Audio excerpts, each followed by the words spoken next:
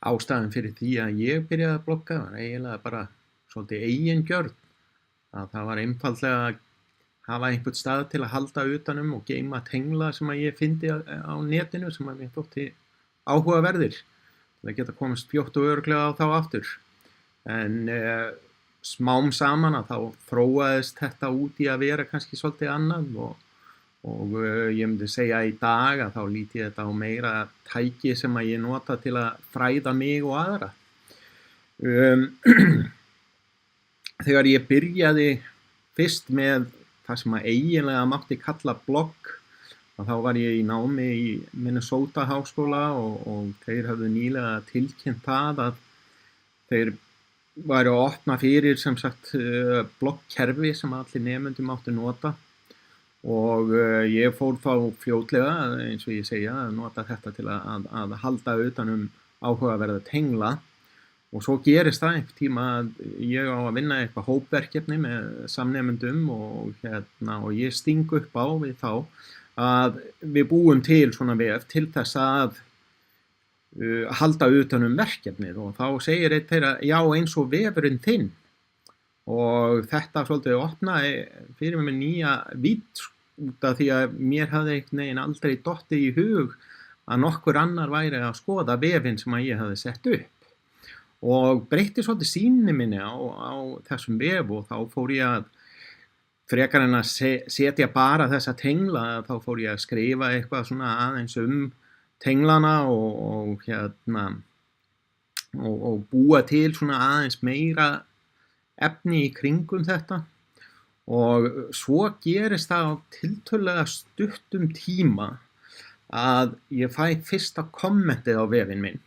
sem að var til þess að staðfesta að það væru einhverjir sem að væru virkilega ekki bara að lesa vefinn heldur að hugsa það sem að ég var að skrifa og svo skömmu síðar að þá gerist það að þekktur fræðimaður sem að með rúmlega 100.000, alltaf hún sé ekki með tæplega 200.000 fylgjendur á Twitter að hún póstar á Twitter tengil á grein á vefnum mínum og allt í einu fer ég á vefinn minn og hann óvirkur og þá hafði hún sem sagt beint svo mikilli umferð á vefinn minn að hann eiginlega bara lagðist á hliðina og gafst upp. En þegar ég fer að átta mig á því að það eitthvað fólk sem hefur gagn af þessu að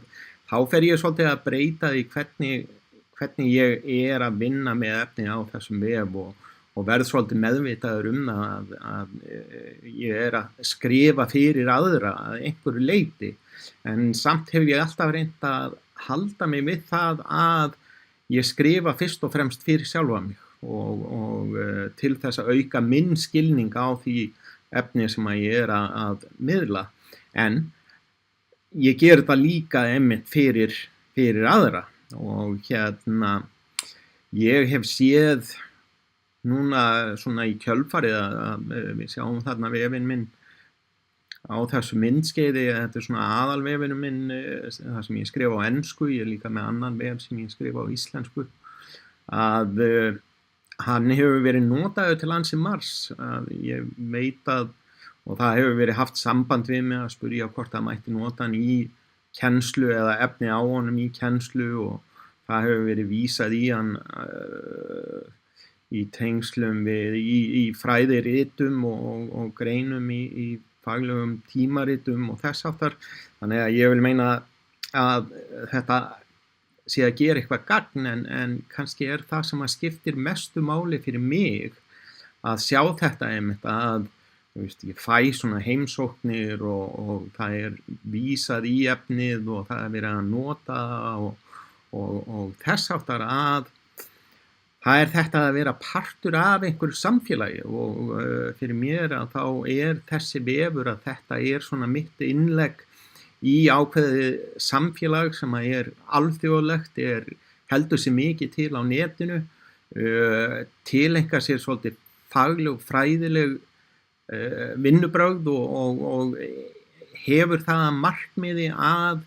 reyna að auka skilning okkar á því sem að að gerast í kringum okkur og þetta samtal sem að ég vil meina að ég sé partur af og tek þátt í gegnum þetta blogg og líka aðra samfélagsmiðla.